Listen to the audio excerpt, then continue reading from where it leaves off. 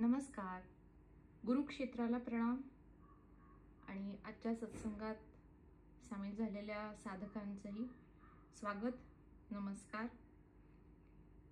गुरुकृपेनं जीवनाबद्दल आपण चिंतन पाहत आहोत, कारण खूप महत्त्वाचा विषय आहे. आपण ज्ञानमार्गावर जेव्हा येतो तेव्हा मी कोण, मला हे जे जीवन मिळालं आहे ते काय आहे, माझ्या आजूबाजूला जे दिसतंय ते अनुभव म्हणजे काय आहेत, असे अनेक प्रश्न आपल्या नजरेसमोर उभे राहतात. तर एका दुसऱ्या ग्रुपवर जेव्हा चिंतन, जीवन एक चिंतन हा विषय जेव्हा चालू होता तेव्हा त्याबद्दल सुचलेले हे काही शब्द आहेत जे गुरुक्षेत्राकडून आले. आता ही जी कविता आहे जीवन, ती आपण एक एक कडवं पाहूया आणि प्रयत्न करूया समजून घ्यायचा. आपण सगळेच ज्ञान मार्गावर आहोत, त्यामुळं ज्ञान मार्गातले जे महत्त्वाचे आणि बेसिक ज्या गोष्टी आहेत त्या आपल्याला माहिती आहेत. त्यामुळे ही कविता आपल्या सगळ्यांना नक्की समजेल ही आशा करते. आधी आपण पहिलं कडवं पाहू आणि मग समजून घेऊया. जीवन म्हणजे नक्की काय?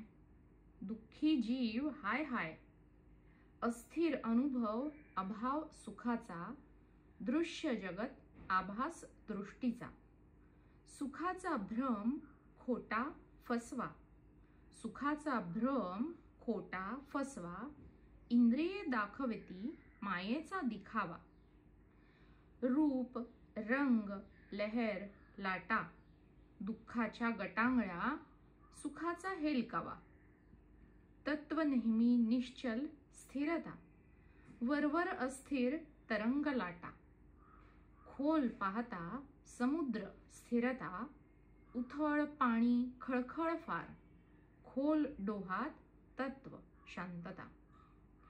आता एका दृष्टीने जेव्हा आपण विचार करतो की हे जीवन म्हणजे काय आहे, जर हे अनुभवांनी भरलेलं जीवन आहे तर हे अनुभव बऱ्याच अंशी दुःखांनीच भरलेले आहेत. हाय हाय करत अख्खं जीवन एखाद्या अज्ञानी जीवाचं निघून जातं. कधी ते पूर्णत्वाला आलं त्याला समजतही नाही. पण अनुभव म्हणजे काय आपण सगळे जाणतो. जे सतत बदलतात ते अनुभव, जे कधीच स्थिर नसतात, जे अस्थिर आहेत ते अनुभव. आणि जीवनामध्ये ज्या सुखाचा अनुभव आपल्याला येतो असं वाटतं ते सुख सुद्धा क्षणभंगुर आहे. जे क्षणभंगुर आहे ते सुख उत्पन्न होण्यापूर्वी ज्या अर्थी नव्हतं त्या अर्थी ते काही क्षण गेल्यानंतरही ते सुख नसणार आहे. मग हा जो मधला जो भाव आहे असण्याचा तो केवळ आभास असतो.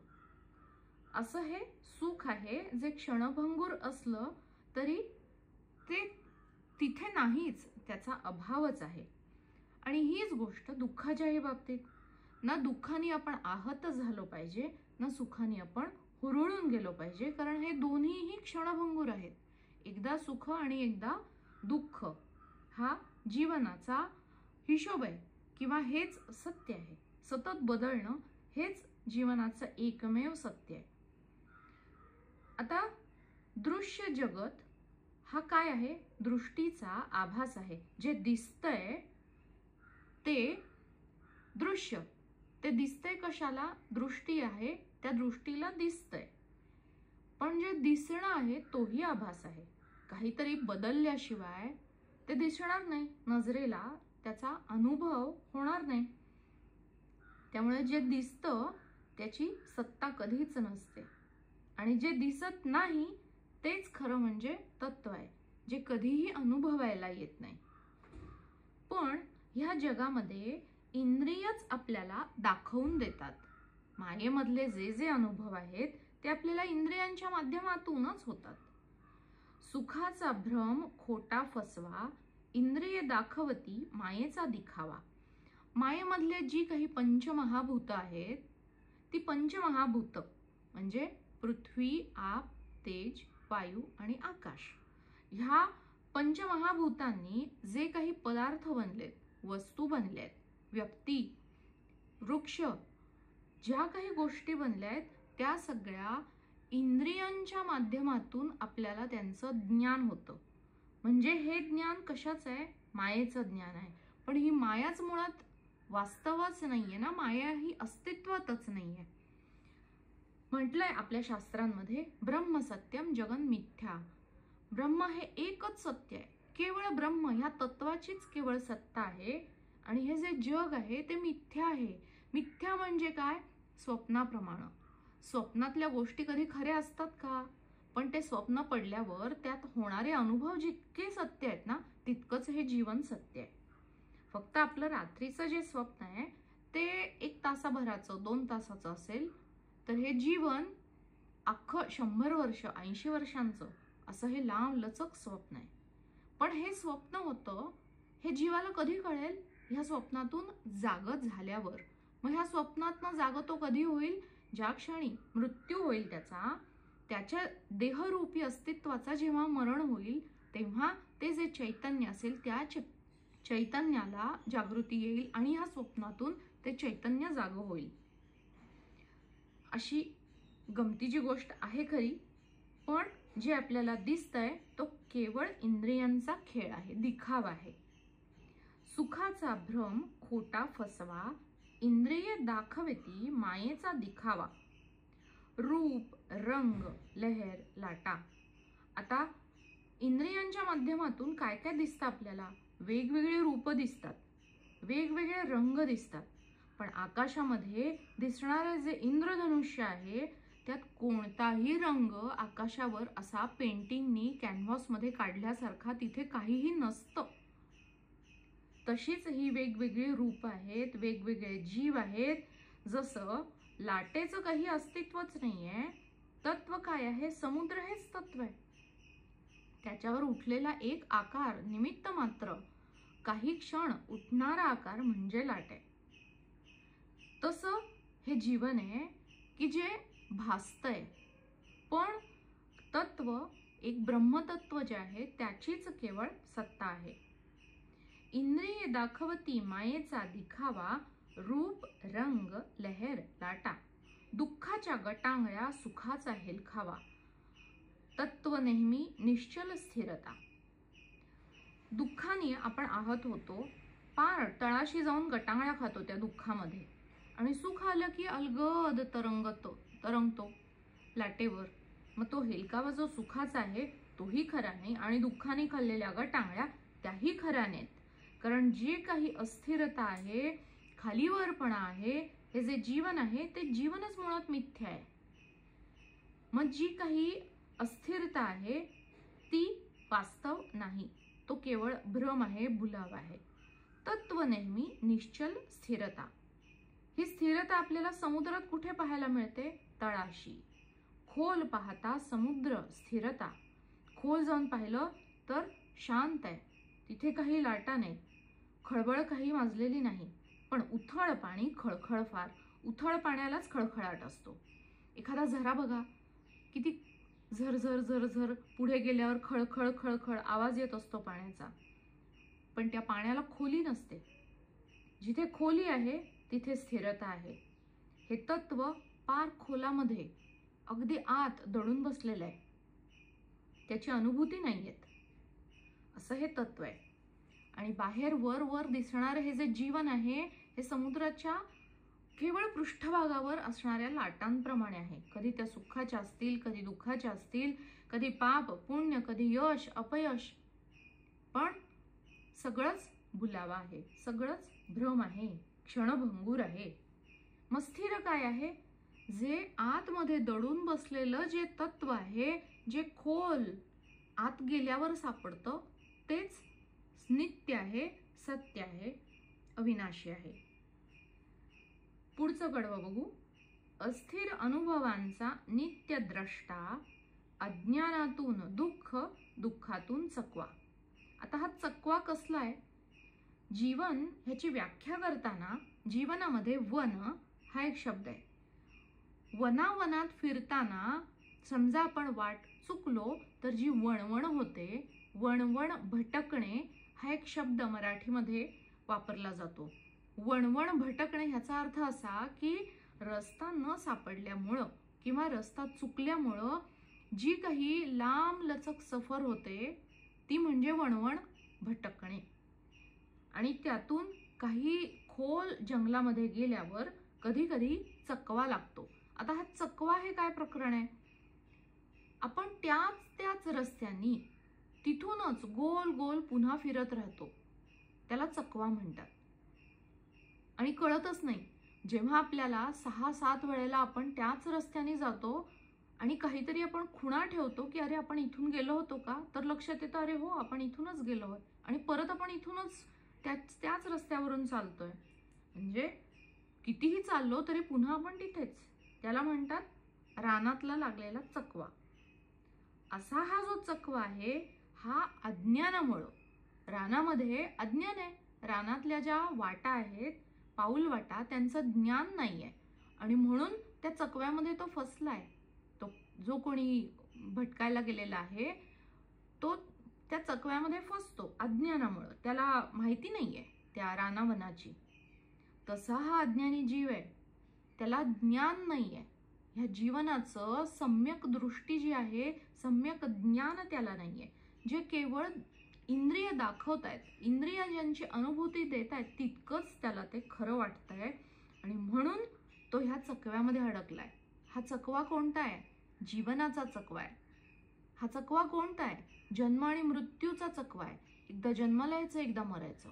एक वृत्त पूर्ण झालं, पुन्हा जन्माला यायचं, पुन्हा मरायचं. असा हा चकवा आहे. पुन्हा पुन्हा त्याच रस्त्यावर तो घेऊन येतोय. अज्ञानातून दुःख, दुःखातून चकवा, असं हे जीवनरूपी चकव्यामध्ये अडकलेल्या अज्ञानी जीवाची एक ही दुःखी कहाणी आहे. गोल गोल वर्तुळात फिरवणारा हुकवा, हा जो हुकलेला जीव आहे तो का हुकलाय? अज्ञानामुळे हुकलाय आणि फिरतोय गोल गोल. एकदा जन्म, एकदा मरण, पुन्हा तिथेच आला आरंभ बिंदूवर. पुन्हा जन्म, पुन्हा मरण, पुन्हा तिथेच आला जिथून सुरुवात केली. त्याच वळणावर पुन्हा पुन्हा तो हुकतोय, वाट चुकतोय. त्याच वळणावर पुन्हा पुन्हा चुकलेल्या वाटा, हुकलेल्या दिशा चुकली त्याची. अज्ञानामुळं तो त्याच मार्गावरून पुन्हा पुन्हा जातोय. असा हा जंगलात, रानावनात आडवाटेचा हा चकवा आहे जो फसवा आहे, जो पुन्हा पुन्हा तिथेच, पुढे न जाता तिथेच फिरवतोय. वनात फिरणे वणवण भकास. हे जे भकास वण फिरणं आहे, ही जी वनात भटकणं आहे किंवा चकवा लागणं आहे, वनात फिरणं वणवण भकास, त्याच वाटेवरून फिरतो सावकाश. असा हा अज्ञानी जीव आहे जो चाललाय, जीवनाचा प्रवाह त्याला घेऊन चाललाय, पण पुन्हा तो त्याच चुका करतोय आणि पुन्हा त्याच खोल गर्तेत अडकतोय, त्याच फसव्यामध्ये फसतोय. मग काय होतं?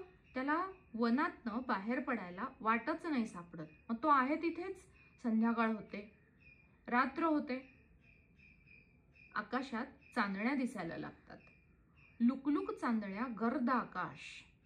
आकाशात गर्द भरल्यात सगळ्या चांदण्या आहेत. सगळा मिट्ट काळोख आहे, त्या चांदण्या दिसतात त्याला. अस्ताला जाता दिवसाचा प्रकाश, लुकलुक चांदण्या, गर्द आकाश. वाट चुकले, हरवले लक्ष. त्याला एखाद्या गावाला जायचंय, पण अज्ञान आहे त्याला, त्या रानावनाचं ज्ञान नाहीये. त्यामुळं त्याची वाट चुकली आणि तो भलतीकडंच रात्रीच्या मुक्कामाला गावी पोचायच्या ऐवजी तो त्या चकव्यातच अडकून बसलाय. दुःखी अज्ञानी जीवाचे जीवन अजिबात वेगळे नसे याहून. हा अज्ञानी जो जीव आहे त्या जीवाचं जे जीवन आहे, जन्ममृत्यूच्या चकव्यात अडकलेलं, हा जीवनरूपी चकवा ह्या रानावनातल्या चकव्यासारखाच आहे, नुसता फसवा. त्यात काहीही सत्यता नाही. पुन्हा पुन्हा जन्म मरण वृत्तात फिरत राहतो यासम. पुन्हा पुन्हा जन्म मरण वृत्तात फिरत राहतो यासम. जन्म मरणाचे दुष्ट चक्र चकवा. हा चकवा कसला आहे? एक दुष्ट चक्र आहे, जन्माचं आणि मरणाचं, आणि पुन्हा पुन्हा त्याच आरंभ बिंदूवर येऊन पुन्हा पुढचं वृत्त सुरू करायचं. प्रवासाचं. चकवा लागलाय हे त्या जीवाला कधी कळतं?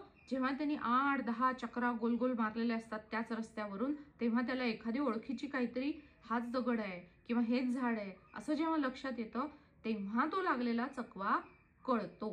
तोपर्यंत बराच वेळ गेलेला असतो. जेव्हा कळेल लागलेला चकवा त्या क्षणीच बनतो साधक बरवा. हा जीवनरूपी जो चकवा आहे त्या चकव्यामध्ये येऊन मी फसलोय ह्याची जेव्हा जाणीव होते, तेव्हा एक अज्ञानी जीव साधक बनतो आणि मग त्याच्या आतमध्ये ते मुमुक्षत्व येतं. एकदा का मुमुक्षत्व आत झळकलं, ज्ञानाची पिपासा जागवली की मग तो योग्य रस्त्यावर लागतो. जेव्हा कळेल लागलेला चकवा त्या क्षणीच बनतो साधक बरवा. मायेच्या जीवनाचे जाणतो मिथक, पुन्हा जन्मास येणे व्यर्थ, ज्ञान मिळवता जीवन सार्थ. मग त्याच्या लक्षात येतं, ह्या साधकाच्या लक्षात येतं की मी पुन्हा पुन्हा जन्माला येतोय आणि मरतोय. हे पुन्हा पुन्हा आपण त्याच प्रवासावरती, त्याच वळणावर, चुकीच्या वळणावर वळतोय. हे असं पुन्हा पुन्हा जन्माला येणं आणि पुन्हा पुन्हा तेवढंच दुःख, त्या यातना पुन्हा पुन्हा अनुभवणं हे व्यर्थ आहे, काही उपयोगाचं नाहीये. एका छाटछूट वाटणाऱ्या सुखापायी किंवा अपेक्षा आकांक्षेच्या पोटी पायी आपण किती यातना सहन करतो आयुष्यभर, ह्याची जेव्हा त्याला जाणीव होते, तेव्हा त्याला ज्ञान घेण्याची पिपासा लागते. आणि मग एकदा त्या ज्ञान मार्गावर त्याला ज्ञान मिळवलं की त्याचं अज्ञान दूर होतं. अज्ञान काय आहे, मी आत्तापर्यंत काय चुकीच्या मान्यता घेऊन जगलो, काय चुकीच्या दृष्टिकोनातून मी ह्या जीवनाकडे पाहत होतो, हे एकदा त्या साधकाला कळलं की त्याच क्षणी त्याचं जीवन सार्थ होतं. पुन्हा जन्मास येणे व्यर्थ, ज्ञान मिळवता जीवन सार्थ. पुढचं कडवं बघूया. जीव जगतो गतीचे जीवन. आपण मागचा जो भाग होता त्यात पाहिलंय की हे जे जीवन आहे हे गतीमुळे उत्पन्न झालंय. जर एक बिंदू आहे तिथे काही हालचालच नाहीये तर जीवन उत्पन्नच होणार नाही. जे गतिशील आहे, जे कायम पुढं सरकतंय, काळाच्या डायमेन्शनमध्ये स्थान, वस्तू आणि पदार्थ ह्या तिन्ही गोष्टी बदलतायत, सतत बदलतायत, काळाच्या वृत्तामध्ये त्या पुढे सरकतायत. ते आहे जीवन, जे सतत बदलतंय. जे गतिमान आहे, गतिशील आहे, ते आहे जगत. जगत ह्या शब्दातच गतिशील, गतिमानता हा शब्द दडलेला आहे. जे गतिशील आहे, जे सतत पुढे सरकतंय, ते जीवन आहे. आणि जीवन जगणारा आहे तो जीव. जीव कोण आहे? ज्याला अज्ञानामुळे जन्माला यावं लागलं आहे तो जीव आहे. आणि ह्या गतिमान असणाऱ्या जीवनामध्ये तो वेगवेगळ्या त्याच्या हव्या असणाऱ्या, आवश्यक असणाऱ्या अनुभूती घेतोय आणि त्याचं जीवन जगतोय. असं हे त्याचं जगत आहे. जीव जगतो गतीचे जगत, त्रिपुटी जगतो जीव जगत. आता ही त्रिपुटी काय आहे? तो आहे जीव. जे जगतोय ते आहे जीवन आणि ते जगतोय कुठे? ते आहे जगत. जीव, जीवन आणि जगत अशी त्रिपुटी आहे. अशा भरपूर त्रिपुटी आहेत. कर्ता, कर्म, क्रियापद, द्रष्टा, दृश्य, दर्शन, सत्व, रज, तम त्रिगुणांची त्रिपुटी एक आहे. त्यानंतर 3 दोषांची आहे, वात, पित्त, कफ अशा अनेक त्रिपुटी आहेत. किंवा जिथे ऐकलं जातंय ते, जो ऐकतोय तो आणि ऐकण्याची क्रिया म्हणजे श्रुत, श्रुती आणि कानांना जे ऐकतायत ते कान. त्याला आता मला संस्कृतचा शब्द पटकन नाहीये तोंडावर येत. तसं सगळ्याच बाबतीत आहे. ही त्रिपुटी आहे आणि ह्या त्रिपुटीनीच ही त्रिगुणात्मिका माया आहे. हे मायेचं जीवन बनलंय. त्रिपुटी जगतो जीव जगत, कर्ता, कर्म आणि क्रियापद, द्रष्टा, दृश्य, दर्शन, जन्मतो जगतो जीवन गतीत, जीवन संसार दृश्य जगत. जे जगतोय तो त्याचा संसार आहे. जो त्याला दिसतोय, जे त्याच्या जगतामध्ये घडतंय, त्यांची अनुभूती घेत घेत तो त्याचा संसार पार पडतोय. दिसते भासते शक्तीचे कार्य. शक्ती काय आहे? स्पंदन आहे. शिव काय आहे? एक बिंदू आहे आणि त्या बिंदूमधून उत्पन्न झालेला नाद किंवा स्पंदन ही शक्ती आहे. शक्तीचं कार्य काय आहे? इलेक्ट्रिसिटी आहेच, पण ती दिसते का? नाही दिसत. ती केवळ वाहते स्पंदनांच्या माध्यमातून, वेव्ह पॅटर्न मध्ये. ते शक्तीचं कार्य आहे. त्या शक्तीमुळं जे काही पंखा फिरतो, लाईट जळतो, हे दिसणं भासणं हे शक्तीचं कार्य आहे. दिसते भासते शक्तीचे कार्य निव्वळ प्रभाव आहे. कार्य प्रभाव, कोणतंही कार्य म्हणजे प्रभाव आहे. कोणत्या तरी गोष्टीचा प्रभाव आहे. कोणत्या गोष्टीचा? कार्य, प्रभाव, अनुभव मात्र हा प्रभाव आहे, ज्याचा आपल्याला अनुभव होतोय. गतिमानता आहे, म्हणजे आपण पंख्याची अनुभूती, पंखा फिरतोय हे अनुभव कधी करतो? त्याच्या मागे काय घडलं? आपण बटन दाबलं, पंख्याचं बटन दाबलं, हे घडलं म्हणून तो पंखा फिरतोय.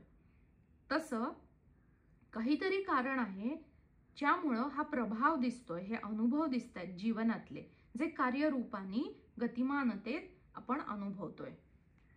कार्य, प्रभाव, अनुभव मात्र. स्थिर तत्व शिव शांत. जे तत्व आहे ते कसं आहे? शिवासारखं आहे, शांत आहे, समाधिस्थ आहे, स्थिर आहे, अचल आहे. शिव शुद्ध, शांत, शीतल. कसा आहे हा शिव? हे तत्व कसं आहे? शुद्ध आहे, ज्याच्यामध्ये कोणताही मल नाही. मल कुठे आहे? मायेमध्ये आहे. त्रिगुणात्मिका मायेमध्ये आहे. माया म्हणजे त्रिगुण.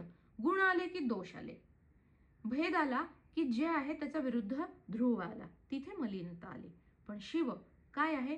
ह्या भेदाच्या पलीकडचं अभेदत्व आहे. शिव शुद्ध, शांत, तिथे कोणतीही खालीवर स्पंदनशीलता नाही, शांत, शीतल. अनुभव गतीचा, गतीतून जगत. ह्या गतीतून जे जगत उत्पन्न झालंय त्या गतीचा अनुभव घेणारा ही जी काही जगताची सगळी गतिमानता घडतीये ती कुठे घडतीये? त्या तत्वामध्ये. तो तत्व म्हणजे शिव आहे, जे शुद्ध आहे, शांत आहे, शीतल आहे. जे आपण गुरुदेवांनी आपल्याला, जे गुरुदेव सांगतायत की हा अनुभव करता आहे, जे तत्व आहे आणि त्यावर हा सगळा चित्रांचा नाटक रूपी नाट्य किंवा सिनेमा घडतोय, पुढे सरकतोय. असं हे जगत आहे, असा हा संसार आहे. संसार, जगत, प्रभाव, कार्य. हा आपला जो संसार आहे, हे जे आपलं जग आहे उत्पन्न झालेलं, तो एक प्रभाव आहे, ज्यामुळं हे कार्य घडताना दिसतंय, जिथे गतिशीलता आहे. आता हे जे कार्य आहे ते हा जो प्रभाव आहे तो कशामुळे तरी उत्पन्न झालाय. हे जे कार्य आहे जगताचं, त्या कार्याचं जो शोधी कारण, संसार, जगत, प्रभाव, कार्य, कार्याचे जो शोधी कारण, त्याचं कारण काय आहे? का मला हे अनुभव येत आहेत? हे कारण जो शोधायचा प्रयत्न करतो तोच साधक असतो. कारण शोधता जाणला प्रभाव. मग प्रभाव जर सुखकारक असेल, तो जर त्याची अनुभूती मला येतेय, ह्याचा अर्थ काय? ती सुखाची अनुभूती मी आधी दिलीये. जे आपल्याला हवंय ते आधी त्या ब्रह्मांडाला द्यावं लागतं. ते दिल्यानंतरच त्याची अनुभूती आपल्याला परत येते, कारण हे प्रतिबिंब आहे. जे मी केलंय त्याची प्रतिबिंबात्मक किंवा प्रतिकात्मक क्रिया किंवा कार्य रूपी प्रभाव हे जीवन आपण जगतोय. कार्याचे जो शोधी कारण, कारण शोधता जाणला प्रभाव. कारण शोधलं की प्रभाव का आलाय ते कळतं. मग प्रभावावरून ते कारण काय असेल ह्याचा अंदाज लावायचा. प्रत्येक कार्याचे सूक्ष्म कारण, जे घडतंय त्या प्रत्येक कार्यामागं काही ना काहीतरी सूक्ष्म कारण दडलेलं आहे. कार्यातच दडून घडवे प्रभाव. ते कार्यामध्येच दडतं आणि तो प्रभाव आपल्याला दिसतो. त्यातच ते दडलेलं आहे, त्यातच ते निहित आहे. कारण, कार्य अथवा प्रभाव. कारण आहे म्हणून कार्य घडलंय, किंवा कारण आहे म्हणून त्याचा प्रभाव दिसतोय, जे अनुभव रूपी जगत आहे त्यामध्ये. मायेत चालला खेळ अनंत.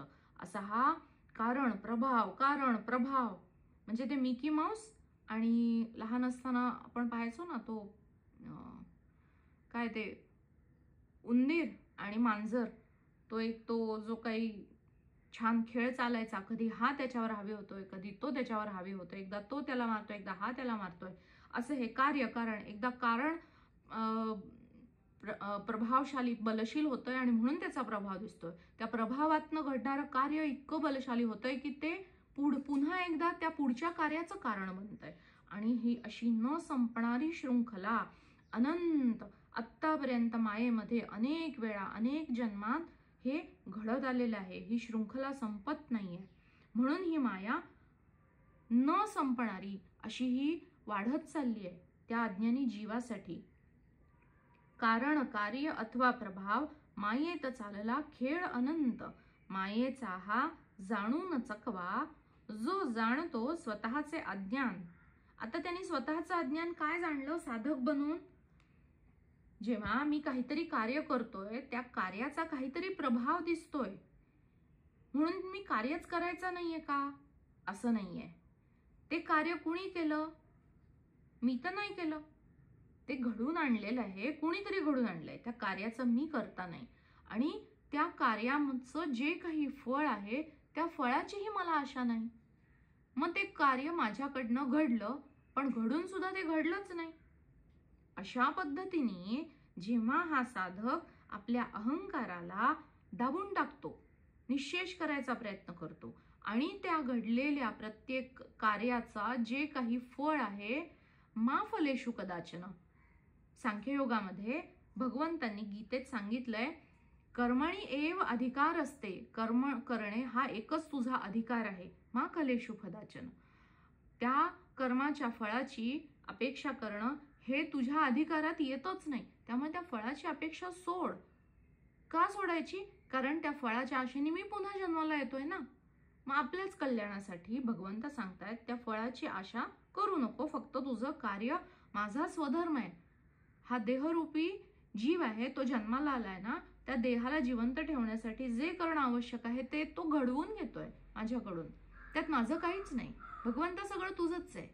तूच सगळ्या ह्या जीवनाचा सूत्रधार आहेस आणि ते तुलाच समर्पित. ह्या भावनेतून जेव्हा एक साधक बनून अज्ञानी जीव त्याच्या दृष्टिकोनात बदल करतो, प्रत्येक कार्य करताना दृष्टिकोन बदलून ते आचरणात आणायचा प्रयत्न करतो, तेव्हा गंमत घडते. मायेचा हा जाणून चकवा जो जाणतो स्वतःचे अज्ञान. चुकलेले वळण, चुकलेल्या वाटा चुकल्या त्या आपण दुसऱ्यांना जबाबदार धरत होतो. आपल्या आयुष्यात घडणाऱ्या घटनांना समोरची व्यक्ती किंवा एखादी वस्तू किंवा परिस्थिती घटना त्यामुळं माझं असं झालं, हे चुकीचा दृष्टिकोन होता. जे काही अनुभव आहेत ते मीच केलेल्या कर्माचं फळ मला या जीवनामध्ये प्रत्येकात्मक किंवा बाउन्सर बॉल तो आलेला आहे माझ्यावर, मारलेला मीच होता मागच्या जन्मात. हे जेव्हा समजतं तेव्हा चुकलेल्या वाटा हळूहळू सुधारायला सुरुवात होते. चुकलेले वळण, चुकलेल्या वाटा चूक सुधारून होतो सज्ञान. तोच साधक अधिकारी भाग्यवान. आणि मग असा ज्याचा दृष्टिकोन बदलतो तो एक अज्ञानी जीव खरा साधक बनतो आणि तो ज्ञानाचा अधिकारी बनतो. ज्ञान प्राप्त करण्यासाठी योग्य अधिकारी बनावं लागतं. आधी आपण त्यासाठी लायक आहोत का, ती पात्रता आपण सिद्ध केली का, तर ते ज्ञान आपल्याला पचेल, झेपेल, रुचेल आणि त्याचं ग्रहण होईल आणि त्याप्रमाणे आचरण घडेल. जेव्हा ही दृष्टी आतमध्ये वळते तेव्हा हा चमत्कार घडतो आणि मग तो साधक अधिकारी बनतो, ज्ञानाचा अधिकारी बनून भाग्यवान होतो. का भाग्यवान म्हटलंय? कारण ज्ञानाचा अधिकार सर्वांनसे कर्माची फळे चाखावी लागेल. कसं असतं, ज्ञान मार्ग हा अंतिम मार्ग आहे. कधी कधी गुरुदेव एखाद्या साधकाला सांगतात, बाबा रे तू जा, तू एक 5-10 वर्षांनी ये. असं का बरं सांगत असतील? कारण अजून त्याच्या काही इच्छा, अपेक्षा, आकांक्षा शिल्लक आहेत, जे मिळवण्यासाठी त्यांनी जन्म घेतलाय, ते आधी ते मिळव तर, त्यातनं संतृप्ती, तृप्ती, समाधान प्राप्त कर. ह्या जीवनाचं सार्थक झालं असं तुला आतून वाटू दे. हे जे कर्म आहे तो कर्माचा मार्गच आपल्याला उपासनेकडे घेऊन जातो आणि मग उपासना आपल्याला ज्ञानाकडे घेऊन जाते. असा हा ज्ञान मार्ग अंतिम मार्ग आहे. ज्ञानाचा अधिकार सर्वांनसे, कर्माची फळे चाखावी लागे. सगळ्यात आधी कर्माची फळं चाखायची, कर्मयोग करून. का चाखायची? कारण बीज अभाव कदापि नसे. कारण जे आहे, जे बीज रूपी कारण आहे, त्याचा अभाव कधीही नसतो. जर बीज नसेल तर वृक्ष कधी अंकुरेल का? वृक्ष उगवण्यासाठी बीज रुजावं लागेल. ते बीज रुजलंय, ते मीच रुजवलंय माझ्याच मागच्या जन्मी, माझ्याच कर्तेपणाच्या कर्मांनी, तर ते आता उगवून आलेला हा जीवनरूपी वृक्ष आहे. त्याचा बीजरूपी कारण मीच पेरून ठेवलंय. त्याचा अभाव कधीच नसतो. विनाकारण कार्य कधी न घडे. कोणतीही घटना, गोष्ट विनाकारण कधीही घडत नाही. आवश्यक असते म्हणूनच ती घडते. भले ती चांगली असो, भले ती वाईट असो. ह्याचे एक उदाहरण म्हणजे परमहंस राधाकृष्ण परमहंसांना शेवटच्या दिवसांमध्ये कॅन्सर झाला होता.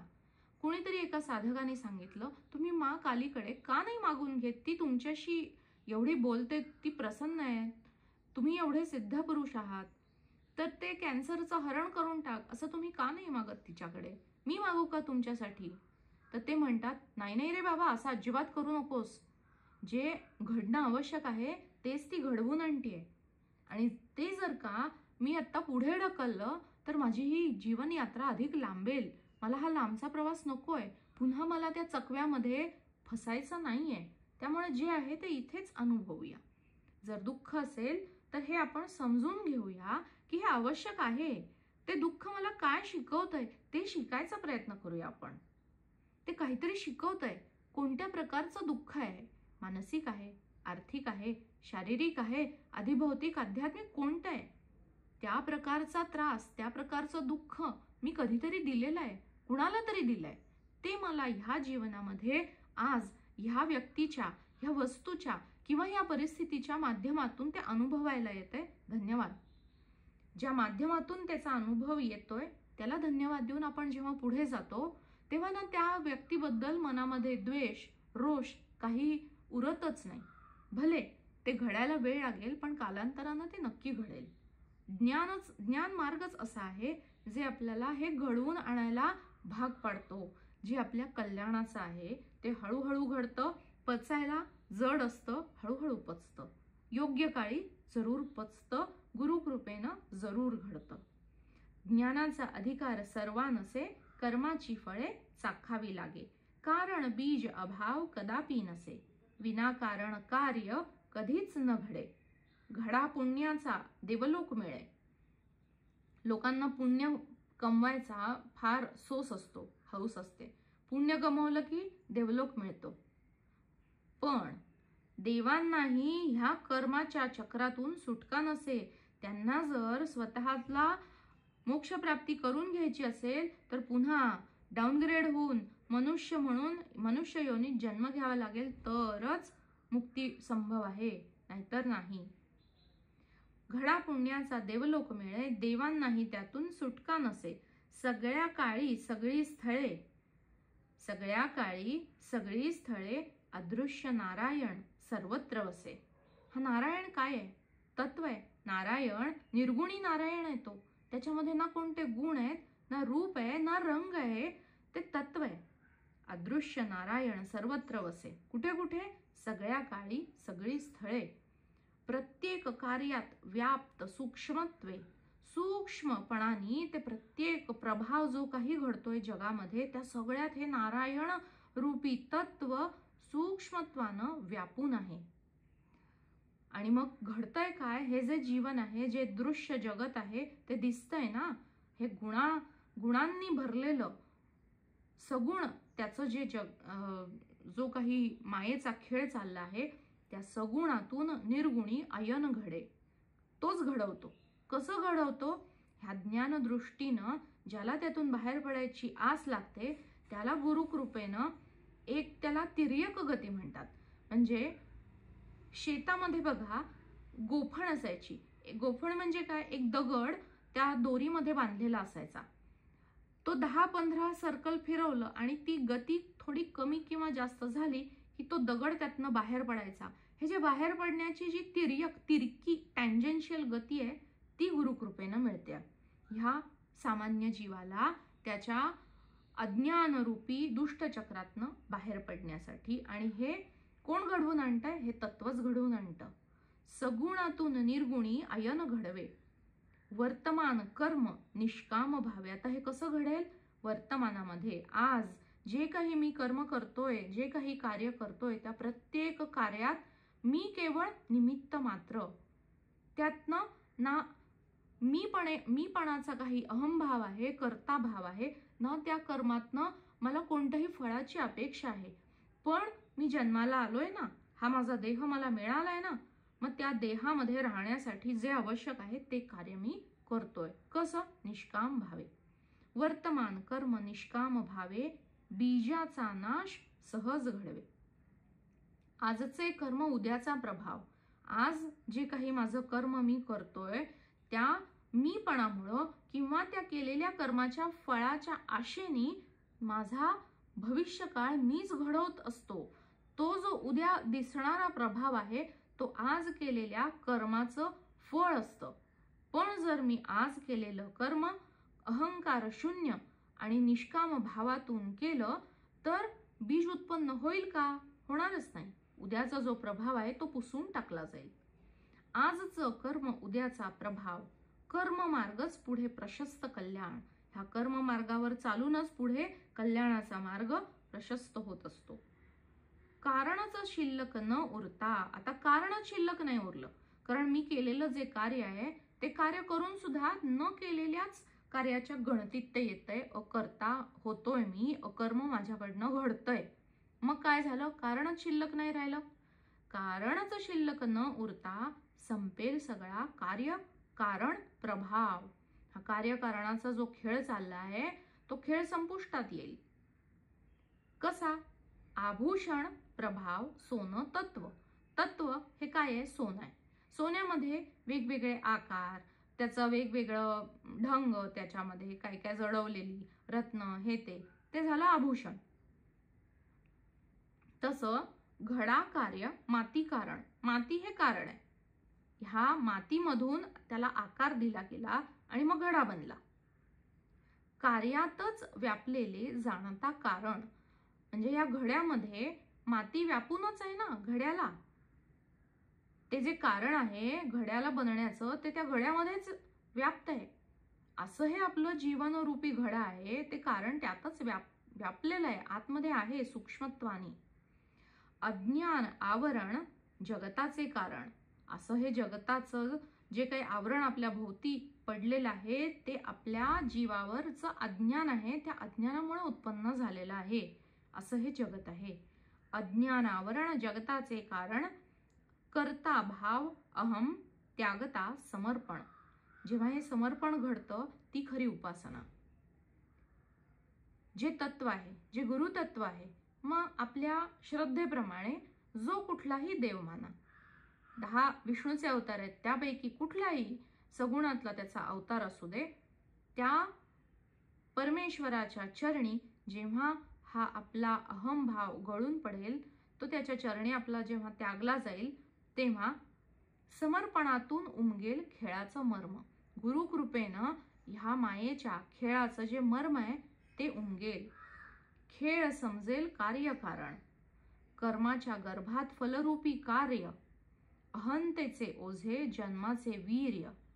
अहंभाव त्यागता उरतो अकर्ता. कोण उरतो? अहंभावच नाहीये पण कर्म घडलं. कर्म घडलं का? नाहीच घडलं, अकर्म घडलं. कुणी केलं? कर्त्याने केलं का? नाहीये, कर्ताच नाहीये. त्यामुळे करणारा कोण आहे? अकर्ता आहे. ते घडलं, त्याच्याकडून ते घडून आणलं गेलं. मीपणा त्यागून जीवन जगता अपेक्षा विरहित कार्य घडता जीवन वृक्षावर कलम घडता. आता आपलं हे जे जीवन वृक्ष आहे फोफावलाय, पण जेव्हा समजा एक आंब्याचा वृक्ष आहे, बराच फोफावलाय, त्याला देशी आहे हापूस, त्याला हापूस आंबे आहेत, पण ते कसे आहेत, कलमी नाही आहेत, आहे गोडी आहे त्याला, पण कलमी हापूस जे आहे त्याची जी गोडी आहे ती, एवढा मोठा वाढलेला वृक्ष आहे त्याची गरज नसते. ते कलम जेव्हा त्या छोट्या फांदीवर केलं जातं, त्या एका फांदीवर केवढे तरी आंबे येतात. हे जे कलम आहे, असं कलम जेव्हा मीच स्वतःच समर्पण भावातून माझ्याच जीवनरूपी वृक्षावर ज्ञानाचं जेव्हा कलम घडवतो, गुरुकृपेनं घडवून घेतो, तेव्हा चमत्कार घडतो. जीवन वृक्षावर कलम घडता विकारी संसार फळाचा बाध होता. हे जे संसार फळ माझ्या जीवनरूपी वृक्षावर सतत लागतंय, त्या वृक्षाचा बाध झाला, ते बाधच झालं. ती तसली पुचकट रेषा असणारी फळं लागणारच नाहीत, जी दुःखदायी आहेत अशी फळं लागणारच नाहीत. आता कशी फळं लागतील, कलमीच फळं लागतील. आता मोक्ष फळ तेच लागेल फक्त ह्या वृक्षावर. कसं आहे ते मोक्ष फळ, आनंद आणि शांतता, जो माझा स्वभाव आहे तेच फलित आता मला मिळेल. का, माझ्याच जीवनरूपी वृक्षावर मी कलम करून घेतलंय, गुरु कृपेचं, ज्ञान मार्गाचं. भाजता ज्ञानाच्या पवित्र अग्नीत, गीतेमध्ये म्हणलंय, ज्ञानापेक्षा दुसरं पवित्र काहीही नाही. ज्ञानादेव तु कैवल्यम, न पवित्रमिह ज्ञानमेव तु कैवल्यम. ज्ञानाच्या सारखं पवित्र दुसरं काहीच नाही. भाजता ज्ञानाच्या पवित्र अग्नीत, पावन आहे हा अग्नी, तो भाजून टाकायचं काम करतोय. जे अमंगळ आहे ते सगळं भाजलं जातंय. सृष्टी कार्य सुप्त बीज, जे सुप्त बीज आहे, जे आपल्याही नकळत उत्पन्न होतंय, त्या सुप्त बीजाला हा ज्ञानाचा पावन अग्नी नष्ट करायचं, भाजायचं काम करतो. आपल्याला माहितीये, कोणतंही बीज भाजलं की मग ते जमिनीत पुरा, कितीही सुपीक जमीन असू दे, तुम्ही कितीही त्याला पाणी द्या, ऊब द्या, वरनं ऊन द्या, ते कधीही अंकुरित होणारच नाही. अंकुर त्यास कदापि नुगवे, उगवणारच नाही, भाजला गेलाय ना बीज. त्यामुळं पुन्हा त्याचा वृक्ष उगवणार नाही. वर्तमानातच कारण नाही उरलं तर काय होईल, पुढे भविष्यामध्ये फलित होणारा वृक्ष कधी अंकुरणारच नाही. वर्तमानात कारणच नाही उरले, फलित भविष्य होईलच कैसे. असं हे जीवनरूपी वृक्ष आहे, त्याचं बीजच जर भाजलं तर पुन्हा ते जीवन उगवेल कसं वृक्षाच्या रूपाने. भविष्य संपता जीवन चुकले, जीवन जन्म मरण हुकले, हीच खरी सार्थकता आहे. काळातीत होण्याचे रहस्य कळले, गुरुकृपेने जन्माचे गूढ उमगले. जन्म मरणाचे दुष्ट चक्र हुकले, जीवनाच्या ह्या चकव्याला तोड. कसं तोडायचं, ती तोड कशी आहे ती कळली. मोडीत काढ अहंकार सोड. म्हणून तो आपला अहम आपणच सोडायचा, आपणच आपल्या अहंकारावर कुऱ्हाडीने घाव घालायचे. दरवेळेला अंकुर उगवणार आहे माहिती आहे, अवलोकन करत राहायचं. आत्मावलोकन करून तो अंकुर तिथल्या तिथे कापून काढायचा, मोडून काढायचा. मोडीत काढ अहंकार सोड, संत साधू सत्संग जोड. म्हणजे पुन्हा पुन्हा हा नको असणारा जो फुटवा आहे तो पुन्हा उगवणारच नाही. त्यासाठी सत्संग, त्यासाठी गुरुवचनांचं महत्व, श्रवणाचं महत्व. जरी ऐकलं असेल तरी पुन्हा पुन्हा पुन्हा नव्यानं तेच शब्द आपल्याला नव्यानं काहीतरी देत असतात. तोच व्हिडिओ असतो गुरुदेवांचा, तोच व्हिडिओ असतो. पण जसं जसं आपलं ज्ञान अधिक अधिक पक्व होत जाईल तस तसं तोच व्हिडिओ अधिक वरच्या स्तरावरचं काहीतरी आपल्याला शिकवून जातो. असा हा संत आहे. संत साधू सत्संग जोड. का जोडायचा, विरक्ती हवी गुरूंना शरण. हे गुरूंना शरण जाण्याचं आणि संसारामधनं विरक्त होण्याचं एक साधन आहे. म्हणून सत्संग, साधू संतांचा सत्संग, त्यांच्या वचनांशी स्वतःला जोडून घेणं. विरक्ती हवी गुरूंना शरण. जगण्याची हौस, विषयांची मौज, सर्वथा व्यर्थ नश्वर समज. जे विषय तात्पुरतं सुख देतात ती जी मौज वाटते, ही जी जगण्याची हौस आहे, पुन्हा पुन्हा जन्माला येण्याची हौस आहे, ती सगळी व्यर्थ आहे. ती ज्ञानातूनच उमगून येईल.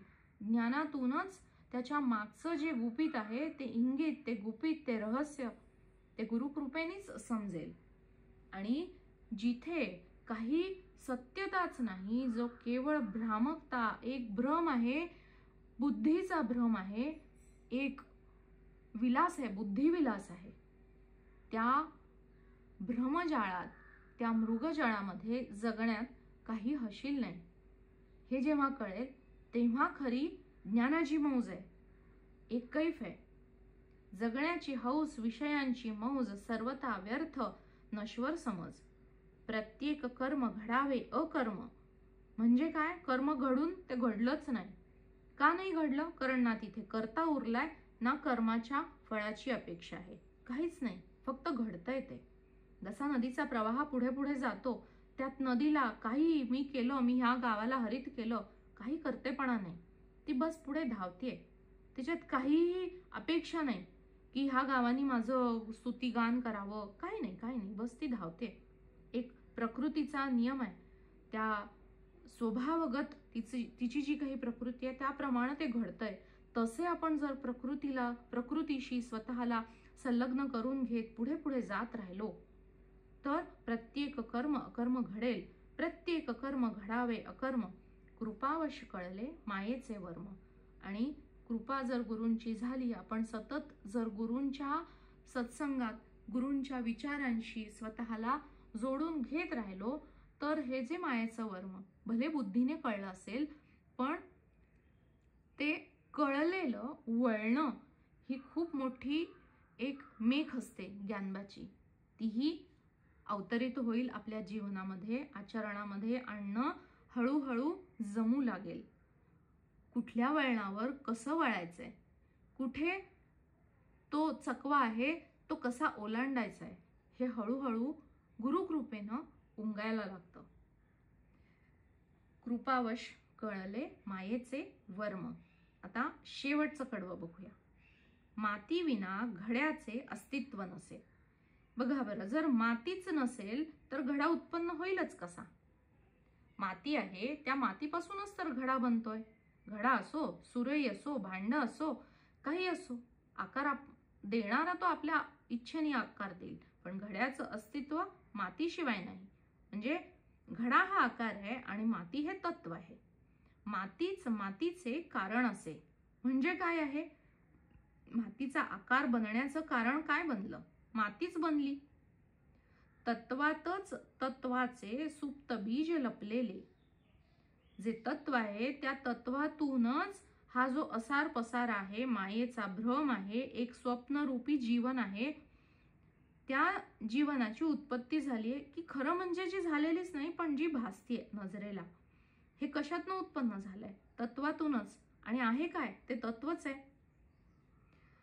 जीवो ब्रह्मैव ना पराहा. जीव आणि ब्रह्म वेगळे नाही, ते ब्रह्मच आहे. तो जीव, अहम ब्रह्मास्मी.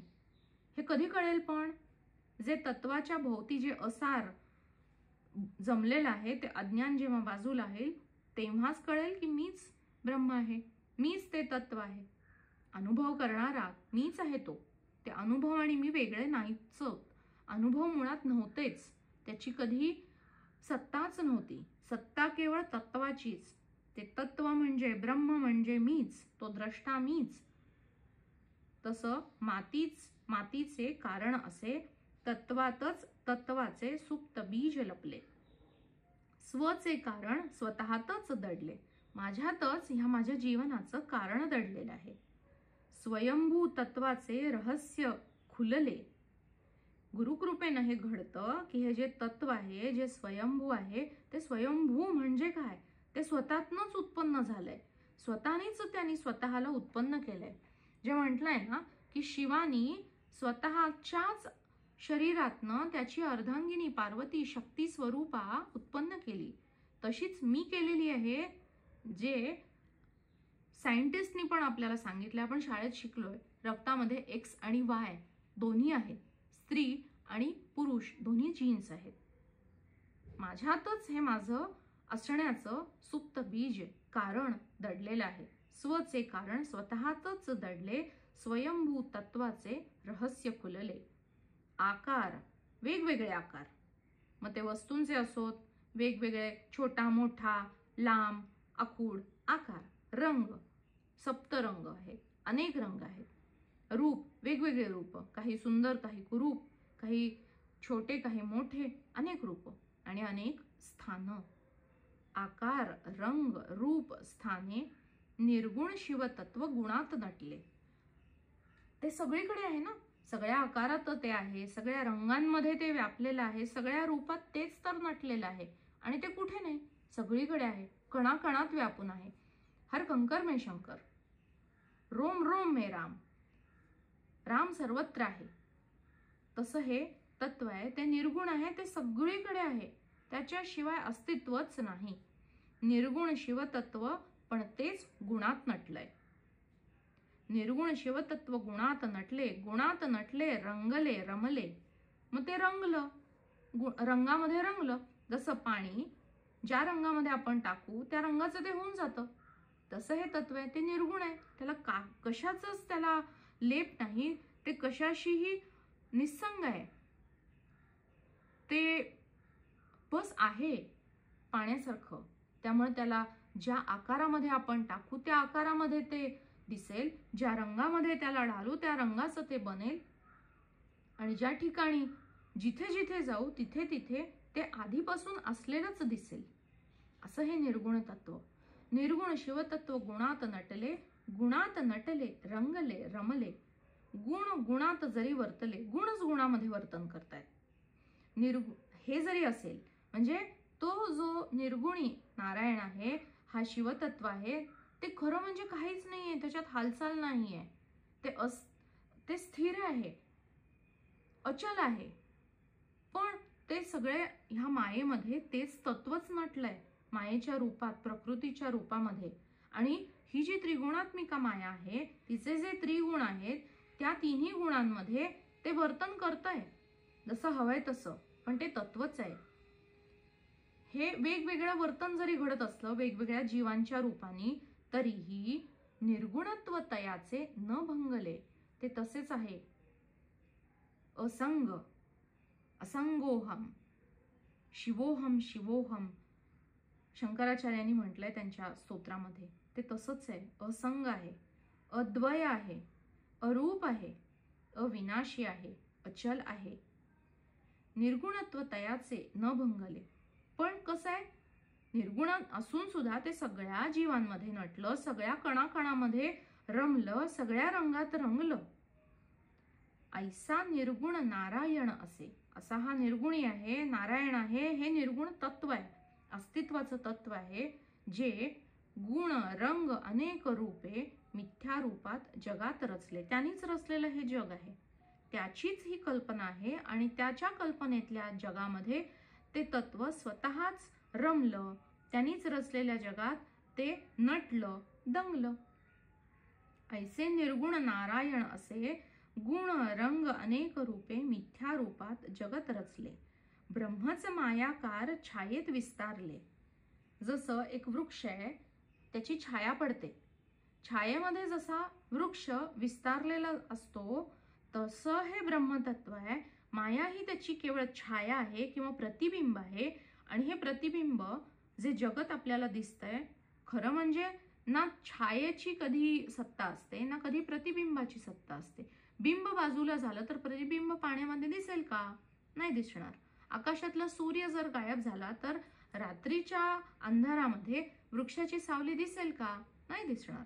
तशी ही माया आहे जी कधी झालीच नाही. पण तरीही ह्या मायेमध्ये, ह्या ब्रह्मतत्वाची ही जी छाया आहे, त्या छायेमध्ये हे ब्रह्मतत्वच विस्तारलंय. प्रत्येक कणामध्ये, प्रत्येक जीवामध्ये, प्रत्येक स्थानी ते आहे, ते विस्तारलं आहे. एकच पण तरी अनेक आहे असा आभास उत्पन्न झाला, कारण माया म्हणजे आभास आहे. ब्रह्मच मायाकार छायेत विस्तारले, मायेचे वर्म कृपावश कळले. हे जे कार्यकारण किंवा कारण आणि प्रभाव हे जे वर्म आहे ते कृपावश कळले, एका साधकाला गुरुकृपेनं कळलं. मायेचे वर्म कृपावश कळले, माझे मूळ मजला गमले. मग मी म्हणजे काय आहे हे माझं मलाच उमगलं, कृपेनी कळलं. स्वरूप माझे मजला उमगले, स्वरूप माझे मजला उमगले. तर जीवन हे जे चिंतन आपलं चालू आहे त्यावरची ही आजची शेवटची कविता. जर तुम्हाला काही विचारायचं असेल तर तुम्ही माईक ओपन करून विचारू शकता. काही गोष्ट समजली नसेल तर जरूर प्रश्न विचारा. आणि जर काही प्रश्न नसतील तर आजच्या दिवसासाठी आपण इथे थांबूया. हां बोला.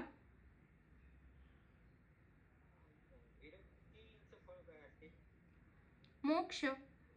विरक्ती आपल्याला जे दिसतंय, जे अनुभव गम्य आहे, जे इंद्रिय गम्य आहे, ज्याची अनुभूती येते तेच आपल्याला खरं वाटतं. कारण ते अनुभवच आहेत ना, ज्यामुळं जीव आहे.